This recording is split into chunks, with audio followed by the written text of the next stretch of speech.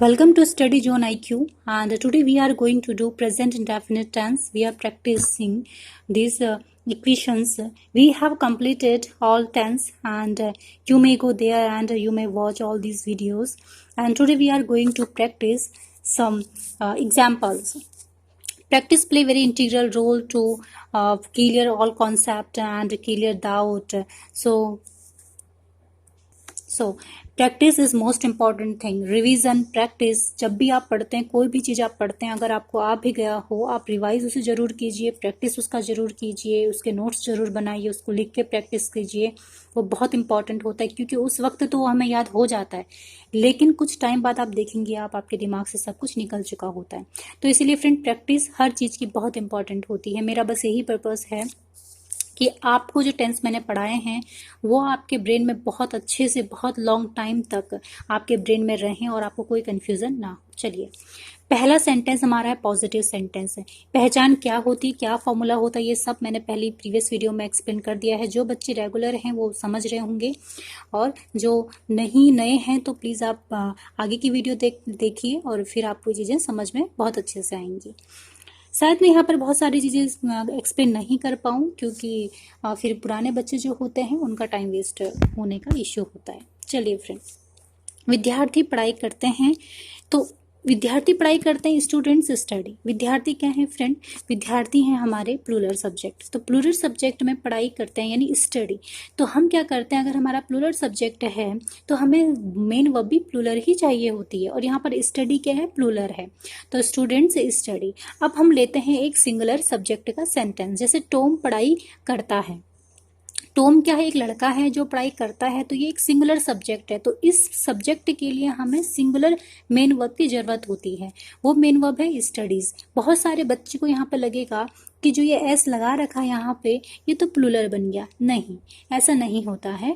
Grammar का rules क्या होता है, जब किसी मेन वर्ब के साथ एस या ई एस का इस्तेमाल किया जाता है तो वो वर्ब बन जाती है सिंगुलर वर्ब. तो ये है, तो यहाँ पर ये जो स्टडीज है वो सिंगुलर मेन वर्ब है, और यहाँ पर जो स्टडी है ये प्लूरल मेन वर्ब है. तो ये आपको समझना है. Right friend? चलिए, अब नेगेटिव सेंटेंस कैसे बनेगा? तो विद्यार्थी पढ़ाई नहीं करते हैं. राइट, विद्यार्थी पढ़ाई नहीं करते.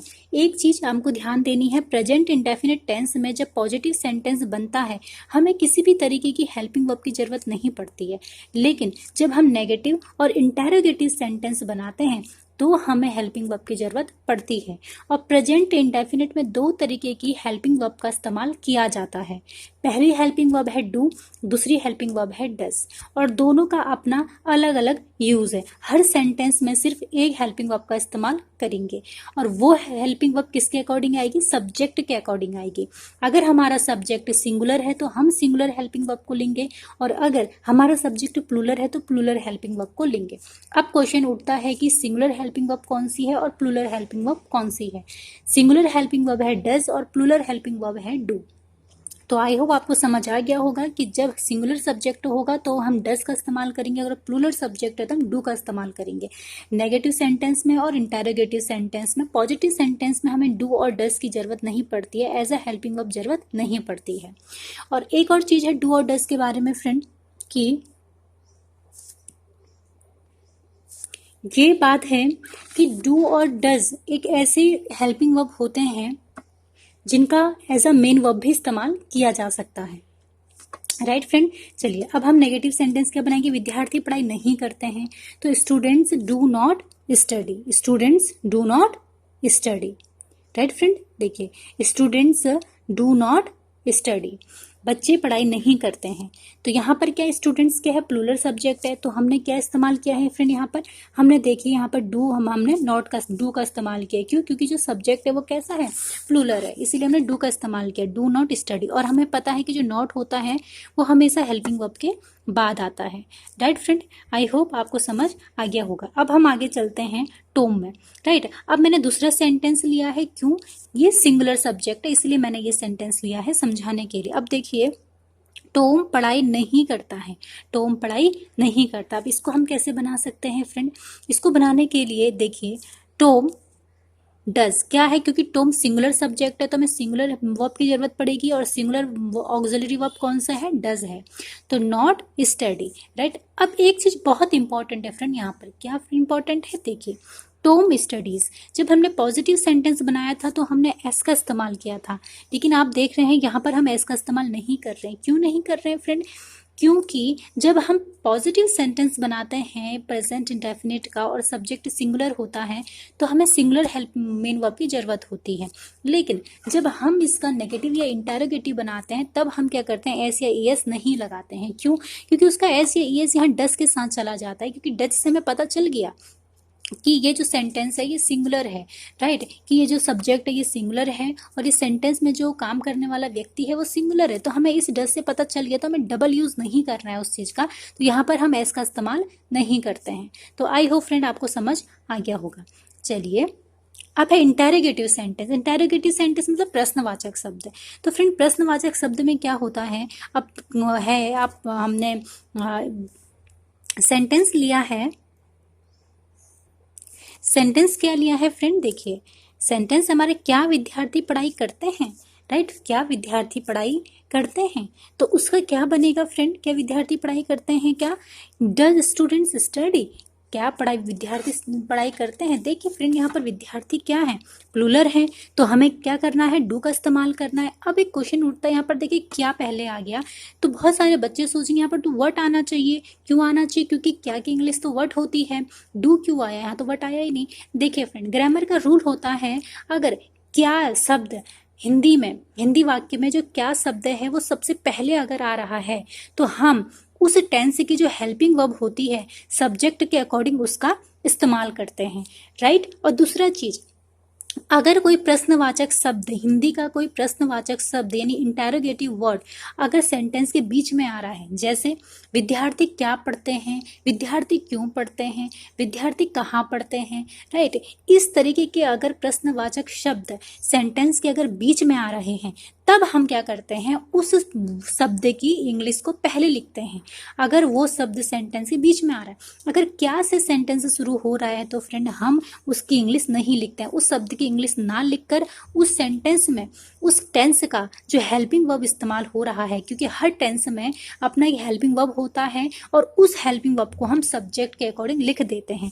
अगर विद्यार्थी यहाँ पर देखिए प्लूरल है तो हम डू का इस्तेमाल कर रहे हैं क्या के लिए, ये जो डू का इस्तेमाल है फ्रेंड वो क्या के लिए इस्तेमाल किया जा रहा है, डू का। अगर ये क्या अगर कहीं सेंटेंस के बीच में होता ना, विद्यार्थी क्यों पढ़ते हैं, यहाँ पर होता, फिर होता है वाई डू स्टूडेंट्स स्टडी, फिर ये होता है why do what do students study, बच्चे क्या पढ़ते हैं, और होता है कि विद्यार्थी क्यों पढ़ते हैं तो वाई डू स्टूडेंट्स स्टडी, फिर ये होता।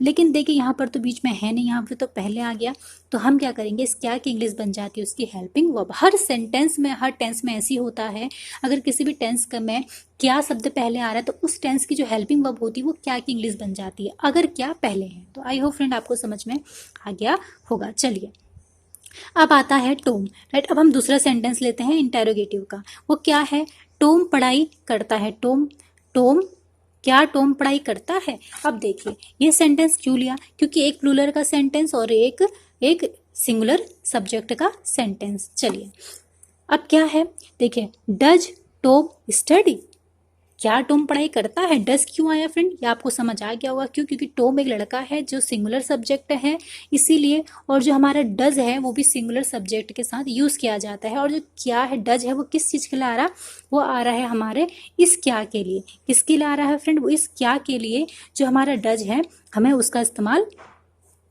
करना है, राइट। ये डज है वो किसके लिए आ रहा है, उस क्या के लिए आ रहा है। और लास्ट में क्वेश्चन आप क्वेश्चन मार्क का साइन दे देंगे। तो फ्रेंड आई होप आपको समझ में आ गया होगा। अब देखते हैं इंटेरोगेटिव और नेगेटिव सेंटेंस। कुछ सेंटेंस आपने ऐसे देखे होंगे जिसमें इंटेरोगेटिव भी होता है नेगेटिव भी होता है, जैसे क्या विद्यार्थी पढ़ाई नहीं कर रहे हैं, इस टाइप के सेंटेंस, क्या विद्यार्थी पढ़ाई नहीं करते हैं, ये टाइप सकता है, इसको हम बोलते हैं इंटेरोगेटिव प्लस नेगेटिव सेंटेंस होते हैं। अब इस टाइप के सेंटेंस को कैसे बनाया जाता है, इस टाइप के सेंटेंस दो तरीके से बनाए जाते हैं फ्रेंड, राइट। सबसे पहले है डोंट द स्टूडेंट्स स्टडी।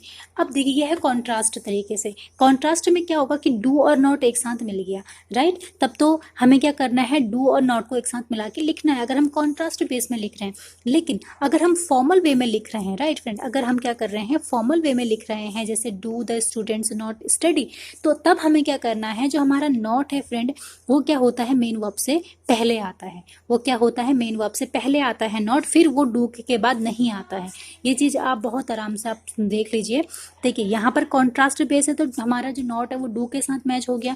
लेकिन देखिए यहाँ पर हमारा कोई कॉन्ट्रास्ट बेस नहीं है, यहाँ पर हम फॉर्मल वे में लिख रहे हैं, तो हमारा जो नॉट होता है, ये ग्रामर का रूल है कि अगर जब हम फॉर्मल वे में लिखते हैं तो हमारा जो नॉट होगा वो मेन वर्ब के पहले आएगा। ये चीज़ आपको ध्यान में रखना है। और अगर कॉन्ट्रास्ट बेस में है तो नॉट और डू एक साथ मैच होंगे, इस तरीके से डू नॉट। अब हम डू नॉट ऐसे अलग अलग भी नहीं लिख सकते, ऐसे कॉन्ट्रास्ट बेस में हमें लिखना है उसको।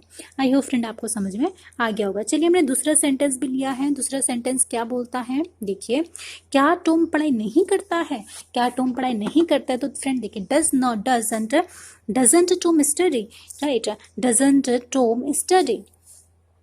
अब डजंट क्यों, क्योंकि टॉम सिंगुलर लड़का है, एक लड़का है, एक सब्जेक्ट है, तो डज का इस्तेमाल होगा, डज नॉट टॉम स्टडी। अब देखिए ये तो हो गया कॉन्ट्रास्ट बेस। अब हम बात करते हैं फॉर्मल बेस की। अब फॉर्मल में क्या करेंगे फ्रेंड हम लोग, फॉर्मल में डज टॉम नॉट स्टडी। तो अब देखिए हमें पता है कि जो नॉट है फॉर्मल में वो मेन वर्ब के पहले आता है, तो वो हमने करा है, राइट। तो इस तरीके से हम करेंगे। देखो डू और डज का फर्क है, सब्जेक्ट सिंगुलर है तो डज का इस्तेमाल, सब्जेक्ट अगर प्लूरल है प्रेजेंट इंडेफिनिट टेंस में तो डू का इस्तेमाल, राइट फ्रेंड। आई होप आपको समझ में आ गया होगा। सेकंड हम प्रैक्टिस करेंगे पास्ट इंडेफिनिट टेंस की बहुत जल्द। और फ्रेंड आप प्रैक्टिस करिए और आप कुछ क्लियर होंगे, आप कुछ डाउट होंगे आपके पास, वो आपके अब क्रिस्टल क्लियर हो गए होंगे जब आपने प्रैक्टिस की होगी, है ना फ्रेंड। तो प्रैक्टिस बहुत ज़रूरी होती है, राइट। वो मेरा काम है कि मैं इस तरीके से पढ़ाऊँ कि आप वो चीज़ें कभी आप भूलें ना। Till the time, take care and keep smiling, stay happy and never give up friend. Thank you so much। और प्लीज़ चैनल को सब्सक्राइब कर दीजिए, शेयर कर दीजिए और ज़्यादा से ज़्यादा लोगों तक पहुँचाइए। Thank you so much।